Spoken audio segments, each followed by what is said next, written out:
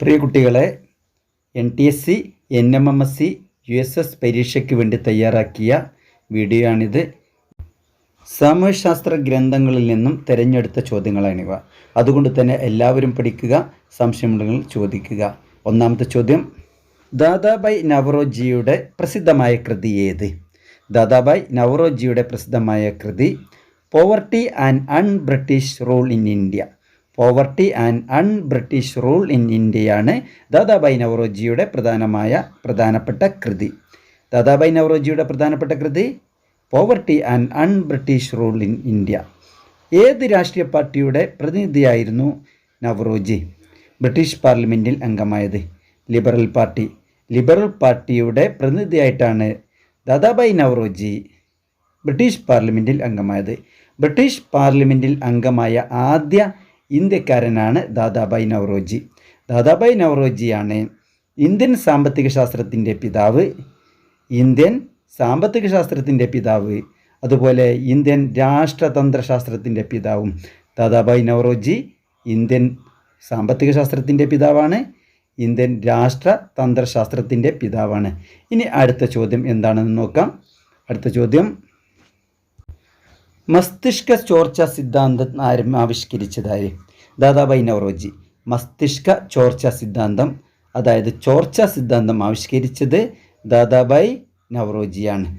Brain തിയറിയുടെ രചയിതാവാണ് Dadabhai Naoroji. ലണ്ടനിൽ east India association സ്ഥാപിച്ചത് Dadabhai നവറോജിയാണ്. ലണ്ടനിലാണ് east India association സ്ഥാപിച്ചത് 1876. 1876 ദാദാഭായ് നവറോജി ലണ്ടനിൽ ഈസ്റ്റ് ഇന്ത്യ അസോസിയേഷൻ രൂപീകരിച്ചത്. മസ്തിഷ്ക ചോർച്ച സിദ്ധാന്തം ആവിഷ്കരിച്ചത് ദാദാഭായ് നവറോജിയാണ്. ലണ്ടനിൽ ഈസ്റ്റ് ഇന്ത്യ അസോസിയേഷൻ രൂപീകരിച്ചത് ദാദാഭായ് നവറോജിയാണ്. ദാദാഭായ് നവറോജിയാണ് grand old man of India എന്നറിയപ്പെടുന്നത്. ഇന്ത്യയുടെ വന്ധ്യവയോധികനാണ് ദാദാഭായ് നവറോജി. ഇന്ത്യയുടെ വന്ധ്യവയോധികനാണ് ദാദാഭായ് നവറോജി. അദ്ദേഹമാണ് ഇന്ത്യൻ നാഷണൽ കോൺഗ്രസിൻ്റെ രണ്ടാമത്തെ പ്രസിഡൻറ്റ്. ഇന്ത്യൻ നാഷണൽ കോൺഗ്രസിൻ്റെ ആദ്യ പ്രസിഡൻ്റാണ് WC ബാനർജി. രണ്ടാമത്തെ പ്രസിഡൻ്റാണ് ദാദാഭായ് നവറോജി. മൂന്നാമത്തെ പ്രസിഡൻ്റാണ് ബദറുദ്ദീൻ തയ്യിബ്ജി. നാലാമത്തെ പ്രസിഡൻറ്റ് ജോർജ് യൂളാണ്. അതായത് ഇന്ത്യൻ നാഷണൽ കോൺഗ്രസിൻ്റെ പ്രസിഡൻ്റായ ആദ്യ വിദേശിയാണ് ജോർജ് യൂൾ.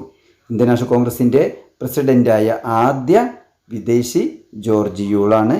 ഇന്ത്യൻ നാഷണൽ കോൺഗ്രസിൻ്റെ പ്രസിഡൻ്റായ ആദ്യ മുസ്ലിമാണ് ബദറുദ്ദീൻ തയ്യിബ്ജി.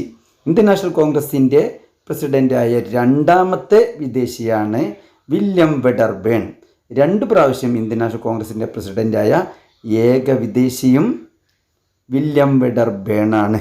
ഇന്ത്യൻ നാഷണൽ കോൺഗ്രസിൻ്റെ പ്രസിഡൻറ്റ് ഗാന്ധിജിയായത് 1924 ബെൽഗാം സമ്മേളനത്തിലാണ്. ഗാന്ധിജി ഇന്ത്യൻ നാഷണൽ കോൺഗ്രസിൻ്റെ പ്രസിഡൻ്റായത് 1924 ബെൽഗാം സമ്മേളനത്തിൽ വെച്ചാണ്. സരോജിനി നായിഡു ആണ് ഇന്ത്യൻ നാഷണൽ കോൺഗ്രസിൻ്റെ പ്രസിഡൻ്റായ ആദ്യ ഇന്ത്യൻ വനിത. ആനി ബസൻ്റാണ് ഇന്ത്യൻ നാഷണൽ കോൺഗ്രസിൻ്റെ പ്രസിഡൻ്റായ ആദ്യ വനിത. ഇന്ത്യൻ നാഷണൽ കോൺഗ്രസിൻ്റെ പ്രസിഡൻ്റായ ആദ്യ വനിത ആനി ബസൻ്റ്. രണ്ടാമത്തെ വനിതയാണ് സരോജിനി നായിഡു. പക്ഷേ ആദ്യ ഇന്ത്യൻ വനിത സരോജിനി നായിഡു ആണെന്ന് മനസ്സിലാക്കുക. അടുത്ത ചോദ്യത്തിലേക്ക് പോകാം. ഇന്ത്യയുടെ വന്ധ്യവയോധികനാര്? ദാദാഭായ് നവറോജി. ഇന്ത്യയുടെ വന്ധ്യവയോധികനാണ് ദാദാഭായ് നവറോജി. ബ്രിട്ടീഷുകാരുടെ സാമ്പത്തിക ചൂഷണത്തിനും ധൂർത്തിനുമെതിരെ സാമ്പത്തിക ചോർച്ച സിദ്ധാന്തം ആവിഷ്കരിച്ചത് ദാദാഭായ് നവറോജിയാണ്. ആധുനിക ഇന്ത്യയുടെ സാമ്പത്തിക ശാസ്ത്രജ്ഞൻ എന്നറിയപ്പെടുന്നത് ദാദാഭായ് നവറോജിയാണ്. ഇന്ത്യയുടെ ദേശീയ വരുമാനവും പ്രതിശിഷ്ട വരുമാനവും ആദ്യമായി കണക്കാക്കിയതും ദാദാഭായ് നവറോജിയാണ്. ഇന്ത്യയുടെ ദേശീയ വരുമാനവും പ്രതിശിഷ്ട വരുമാനവും ആദ്യമായി കണക്കാക്കിയത് ദാദാഭായ് നവറോജിയാണ്. ആധുനിക ഇന്ത്യയുടെ സാമ്പത്തിക ശാസ്ത്രജ്ഞൻ എന്നറിയപ്പെടുന്നതും ഇന്ത്യൻ സാമ്പത്തിക ശാസ്ത്രത്തിൻ്റെ പിതാവ് എന്നറിയപ്പെടുന്നതും ദാദാഭായ് നവറോജിയാണ്. ഇന്ത്യയുടെ ദേശീയ വരുമാനവും പ്രതിശിഷ്ട വരുമാനവും ആദ്യമായി കണക്കാക്കിയ ദേശീയ നേതാവാണ് ദാദാഭായ് നവറോജി. ബ്രിട്ടനിലെ ഇന്ത്യയുടെ അനൗദ്യോഗിക പ്രതിനിധി എന്നറിയപ്പെടുന്നത് ദാദാഭായ് നവറോജിയാണ്. ബ്രിട്ടനിലെ ഇന്ത്യയുടെ അനൗദ്യോഗിക പ്രതിനിധി എന്നറിയപ്പെടുന്നത് ദാദാഭായ് നവറോജിയാണ്. ഇന്ത്യൻ രാഷ്ട്രതന്ത്രത്തിൻ്റെയും ഇന്ത്യൻ ധനത്വശാസ്ത്രത്തിൻ്റെയും പിതാവാണ് ദാദാഭായ് നവറോജി. 1886 അദ്ദേഹം ഇന്ത്യൻ നാഷണൽ കോൺഗ്രസിൻ്റെ പ്രസിഡൻ്റായി ആദ്യമായി തിരഞ്ഞെടുക്കപ്പെട്ടത്. 1886 ഇന്ത്യൻ നാഷണൽ കോൺഗ്രസിൻ്റെ പ്രസിഡൻ്റായി അദ്ദേഹത്തെ ആദ്യമായി തിരഞ്ഞെടുത്തത്. ഇന്ത്യൻ നാഷണൽ കോൺഗ്രസ് രൂപീകരിച്ചത് 1885 ഗോകുൽദാസ് തേജ്പാൽ സംസ്കൃത കോളേജിൽ വെച്ചാണ്. ഇന്ത്യൻ നാഷണൽ കോൺഗ്രസ് രൂപീകരിച്ചത് 1885 ഗോകുൽദാസ് തേജ്പാൽ സംസ്കൃത കോളേജിൽ വെച്ചാണ്. ഗോകുൽദാസ് തേജ്പാൽ സംസ്കൃത കോളേജ് മുംബൈയിൽ വെച്ചാണ് ഇന്ത്യൻ നാഷണൽ കോൺഗ്രസ് രൂപീകരിച്ചത്. ആദ്യമായി ഇന്ത്യൻ നാഷണൽ കോൺഗ്രസ് രൂപീകരിക്കണം എന്ന് തീരുമാനിച്ച നഗരം പൂനെയായിരുന്നു. പൂനെയിലെ പ്ലേഗ് ബാധിച്ചതുകൊണ്ടാണ് മുംബൈയിലേക്ക് മാറ്റിയത്. ഇന്ത്യൻ നാഷണൽ കോൺഗ്രസിൻ്റെ രണ്ടാമത്തെ സമ്മേളനം നടന്നത് കൊൽക്കത്തയിലാണ്. ഇന്ത്യൻ നാഷണൽ കോൺഗ്രസിൻ്റെ രണ്ടാമത്തെ സമ്മേളനം കൊൽക്കത്തയിലാണ് നടന്നത്. കൊൽക്കത്തയിൽ നടന്ന ഇന്ത്യൻ നാഷണൽ കോൺഗ്രസിൻ്റെ പ്രസിഡന്റ് ദാദാഭായ് നവറോജി ആയിരുന്നു. വയോധികൻ എന്നറിയപ്പെടുന്നതും ഇന്ത്യയുടെ ഗ്രാൻഡ് ഓൾഡ് മാൻ എന്നറിയപ്പെടുന്നതുമൊക്കെ ദാദാഭായ് നവറോജിയാണ്. ബ്രിട്ടനിലെ ഇന്ത്യയുടെ അനൗദ്യോഗിക പ്രതിനിധി എന്നറിയപ്പെടുന്നത് ദാദാഭായ് നവറോജിയാണ്.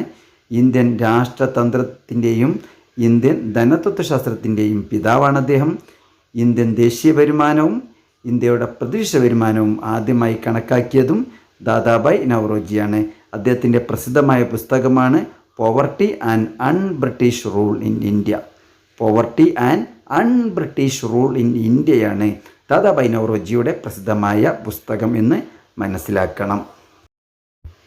ബ്രിട്ടീഷ് പാർലമെൻറ്റിൽ അംഗമായ ആദ്യ ഇന്ത്യക്കാരൻ ദാദാഭായ് നവറോജിയാണ്. ബ്രിട്ടീഷ് പാർലമെൻറ്റിൽ അംഗമായ ആദ്യ ഇന്ത്യക്കാരനാണ് ദാദാഭായ് നവറോജി. സ്വരാജ് എന്ന പദം ആദ്യമായി ഉപയോഗിച്ചത് ദാദാഭായ് നവറോജിയാണ്. സ്വരാജ് എന്ന പദം ആദ്യമായി ഉപയോഗിച്ചത് ദാദാഭായ് നവറോജിയാണ്.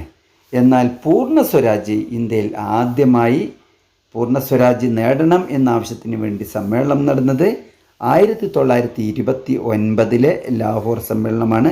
അതിൻ്റെ അധ്യക്ഷൻ ജവഹർലാൽ നെഹ്റു ആയിരുന്നു.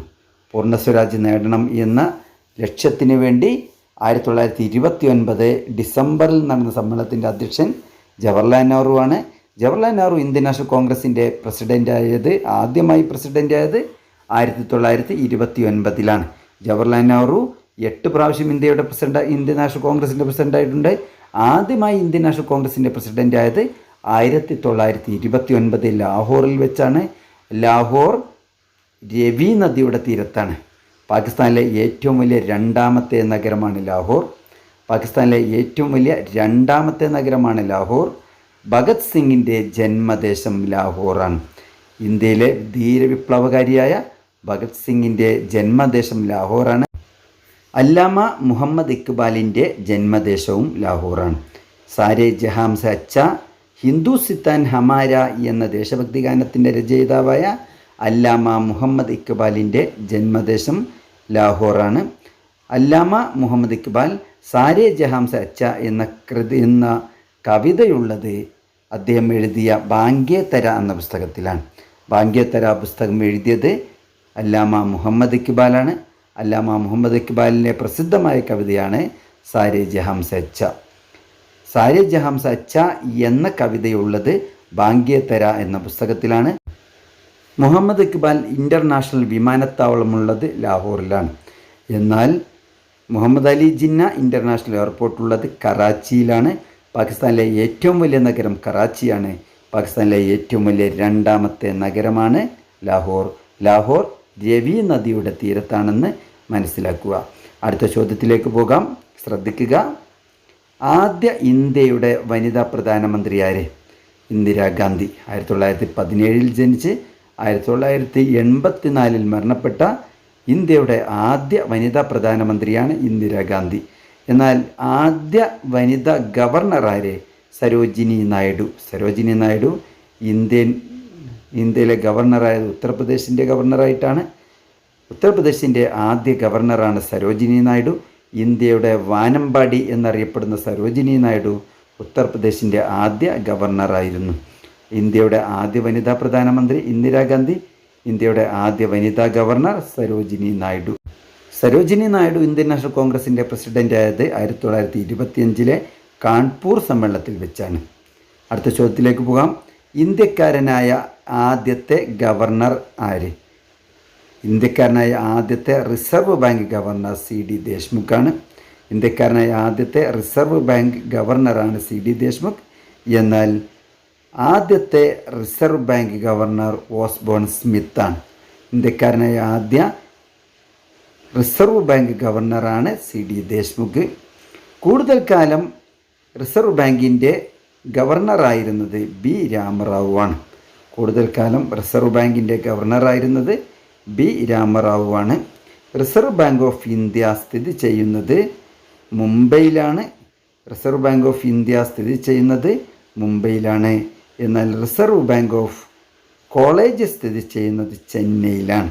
റിസർവ് ബാങ്ക് ഓഫ് കോളേജ് സ്ഥിതി ചെയ്യുന്നത് ചെന്നൈയിലാണ്. ഇന്ത്യക്കാരനായ ആദ്യ ഗവർണർ ജനറൽ റിസർവ് ബാങ്കിൻ്റെ C.D. ദേശ്മുഖ്. കൂടുതൽ കാലം ഗവർണറായിരുന്നത് B. Rama Rao. Reserve bank of staff college സ്ഥിതി ചെയ്യുന്നത് ചെന്നൈയിലാണ്. ₹1 നോട്ടിൽ ഒപ്പിട്ടിരിക്കുന്നത് ആര്? ഇന്ത്യയുടെ ₹1 നോട്ടിൽ ഒപ്പിട്ടിരിക്കുന്നത് ആര്? അത് ഇന്ത്യയുടെ സാമ്പത്തികകാര്യ സെക്രട്ടറിയാണ്. ₹1 നോട്ടിൽ ഒഴികെ എല്ലാ കറൻസി നോട്ടിലും ഒപ്പിടുന്നത് റിസർവ് ബാങ്ക് ഗവർണറാണ്. ₹1 നോട്ടിൽ ഒപ്പിടുന്നത് ധനകാര്യ സെക്രട്ടറിയാണ്. ഇന്ത്യൻ റിസർവ് ബാങ്കിൻ്റെ ആദ്യ ഗവർണർ ഓസ്ബോൺ സ്മിത്താണ്.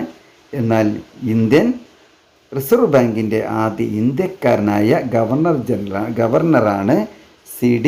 ദേശ്മുഖ്.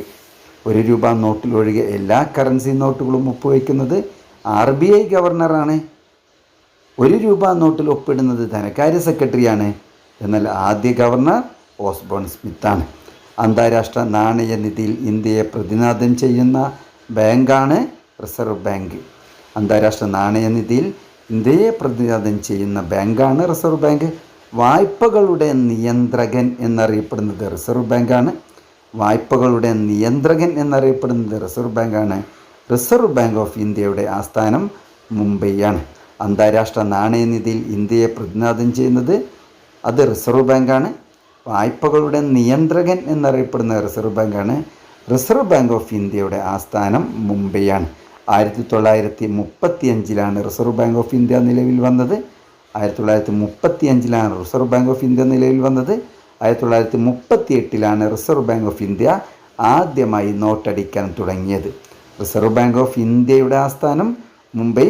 എന്നാൽ reserve bank of staff college സ്ഥിതി ചെയ്യുന്നത് ചെന്നൈയിലാണെന്ന് മനസ്സിലാക്കുക. റിസർവ് ബാങ്ക് ഓഫ് ഇന്ത്യ ദേശസാൽക്കരിച്ചത് എന്ന്? 1949 ജനുവരി 1 റിസർവ് ബാങ്ക് ഓഫ് ഇന്ത്യ ദേശസാൽക്കരിച്ചത്. റിസർവ് ബാങ്ക് ഓഫ് ഇന്ത്യ ദേശസാൽക്കരിച്ചത് 1949 ജനുവരി 1. SBI ദേശസാൽക്കരിച്ചത് 1956. ഏറ്റവും കൂടുതൽ ബാങ്കുകൾ ദേശസാൽക്കരിച്ചത് 1969. അന്നത്തെ ഇന്ത്യൻ പ്രധാനമന്ത്രിയാണ് ഇന്ദിരാഗാന്ധി. 1969 ബാങ്കുകൾ ദേശസാൽക്കരിച്ച വർഷം. എന്നാൽ റിസർവ് ബാങ്ക് ഓഫ് ഇന്ത്യ ദേശസാൽക്കരിച്ചത് 1949 ജനുവരി 1. SBI ദേശസാൽക്കരിച്ചത് 1956. SBIയുടെ ആദ്യ പേരാണ് imperial bank of India.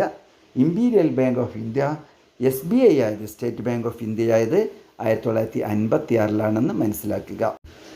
Reserve bank of ഇന്ത്യയുടെ ചിഹ്നത്തിൽ മുദ്രണം ചെയ്തിരിക്കുന്ന മൃഗങ്ങളാണ് കടുവ. എന്നാൽ വൃക്ഷമാണ് എണ്ണപ്പന.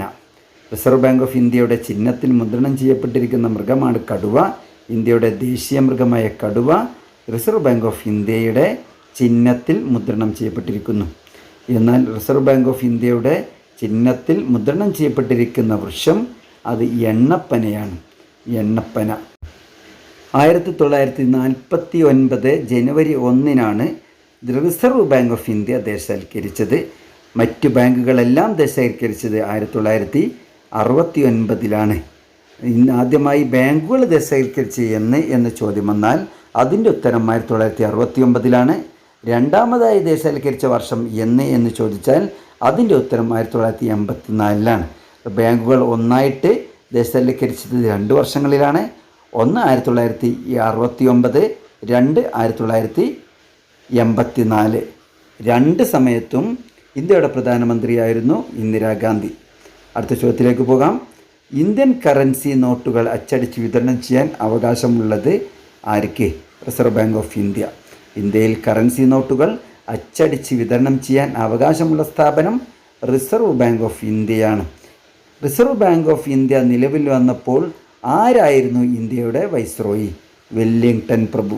റിസർവ് ബാങ്ക് ഓഫ് ഇന്ത്യ നിലവിൽ വന്നത് 1935 അന്നത്തെ ഇന്ത്യയുടെ വൈസ്രോയിയാണ് വെല്ലിംഗ്ടൺ പ്രഭു. അന്നത്തെ ഇന്ത്യൻ റിസർവ് ബാങ്കിൻ്റെ ഗവർണറാണ് Osborne Smith. Reserve bank of ഇന്ത്യയുടെ ആദ്യ ഗവർണറാണ് ഓസ്ബോൺ സ്മിത്ത്. ആ സമയത്തെ ഇന്ത്യൻ വൈസ്രോയിയാണ് വെല്ലിംഗ്ടൺ പ്രഭു എന്ന് മനസ്സിലാക്കുക. ഇന്ത്യയിൽ കറൻസി നോട്ടുകൾ അച്ചടിച്ച് വിതരണം ചെയ്യാൻ അവകാശപ്പെട്ട സ്ഥാപനമാണ് റിസർവ് ബാങ്ക് ഓഫ് ഇന്ത്യ. നിലവിൽ നിന്നപ്പോൾ ഇന്ത്യയിലെ വൈസ്രോയി വെല്ലിംഗ്ടൺ പ്രഭുവാണെന്ന് മനസ്സിലാക്കുക. അടുത്ത ചോദ്യത്തിലേക്ക് പോകാം. ഇന്ത്യയിലെ ബാങ്കുകളുടെ ബാങ്ക് എന്നറിയപ്പെടുന്ന സ്ഥാപനം ഏത്? റിസർവ് ബാങ്ക് ഓഫ് ഇന്ത്യ, അതായത് RBI. ഇന്ത്യയിൽ ബാങ്കുകളുടെ ബാങ്ക് എന്നറിയപ്പെടുന്ന സ്ഥാപനം റിസർവ് ബാങ്ക് ഓഫ് ഇന്ത്യയാണ്. ഇന്ത്യൻ പണനയത്തിൻ്റെ ചുമതല വഹിക്കുന്ന ബാങ്കാണ് reserve bank of India. Reserve bank of ഇന്ത്യയാണ് ബാങ്കുകളുടെ ബാങ്ക്, ഇന്ത്യയുടെ കേന്ദ്ര ബാങ്ക്. അപ്പോൾ ഇന്ത്യയുടെ കേന്ദ്ര ബാങ്ക് ഏത്? Reserve bank of India. ഇന്ത്യയിലെ ബാങ്കുകളുടെ ബാങ്ക് ഏത്? Reserve bank of India. ഇന്ത്യയിൽ പണനയത്തിൻ്റെ ചുമതല വഹിക്കുന്ന ബാങ്ക് ഏത്? അതും റിസർവ് ബാങ്ക് ഓഫ് ഇന്ത്യയാണെന്ന് മനസ്സിലാക്കുക. ഇനി അടുത്ത ചോദ്യത്തിലേക്ക് പോകാം. റിസർവ് ബാങ്ക് ഓഫ് ഇന്ത്യ സ്ഥാപിതമായത് എന്ന്? റിസർവ് ബാങ്ക് ഓഫ് ഇന്ത്യ സ്ഥാപിതമായതെന്ന് 1935 ഏപ്രിൽ 1. റിസർവ് ബാങ്ക് ഓഫ് ഇന്ത്യ സ്ഥാപിതമായതെന്ന് 1935 ഏപ്രിൽ 1. റിസർവ് ബാങ്ക് ഓഫ് ഇന്ത്യ സ്ഥാപിതമായത് ഹിൽട്ടൺ യങ് കമ്മീഷൻ്റെ ശുപാർശ പ്രകാരമാണ്. ഹിൽട്ടൺ യങ് കമ്മീഷൻ രൂപീകരിച്ചത് 1926 1926 രൂപീകരിച്ച ഹിൽട്ടൺ യങ് കമ്മീഷൻ്റെ ശുപാർശ പ്രകാരമാണ് റിസർവ് ബാങ്ക് ഓഫ് ഇന്ത്യ 1935 ഏപ്രിൽ 1 നിലവിൽ വന്നത്. റിസർവ് ബാങ്ക് ഓഫ് ഇന്ത്യ നിലവിൽ വരാൻ കാരണമായ commission Hilton Young commission. Hilton Young commission അറിയപ്പെടുന്ന മറ്റൊരു പേരാണ് commission on Indian currency and finance. Hilton Young commission മറ്റൊരു പേരിലും അറിയപ്പെടുന്നു. ഏത് പേരിൽ? Commission on Indian currency and finance. Commission on Indian currency and finance. അപ്പോൾ റിസർവ് ബാങ്ക് ഓഫ് ഇന്ത്യ സ്ഥാപിതമായതെന്ന് 1935 ഏപ്രിൽ 1. ഏത് കമ്മീഷൻ്റെ ശുപാർശ പ്രകാരമാണ് റിസർവ് ബാങ്ക് ഓഫ് ഇന്ത്യ സ്ഥാപിതമായത്? Hilton Young commission. ഏത് വർഷമാണ് ഹിൽട്ടൺ യങ് കമ്മീഷൻ രൂപീകരിച്ചത്? 1926. അപ്പോൾ 1926 രൂപീകരിച്ച ഹിൽട്ടൺ യങ് കമ്മീഷൻ്റെ ശുപാർശ പ്രകാരമാണ് ഇത് നിലവിൽ വന്നത്. ഹിൽട്ടൺ യങ് കമ്മീഷൻ അറിയപ്പെടുന്ന മറ്റൊരു പേരാണ് commission on Indian currency and finance. കുട്ടികളെ, ഈ വീഡിയോ നന്നായി കാണുക. എല്ലാവരും അറിയാത്തത് എഴുതിയെടുക്കുക.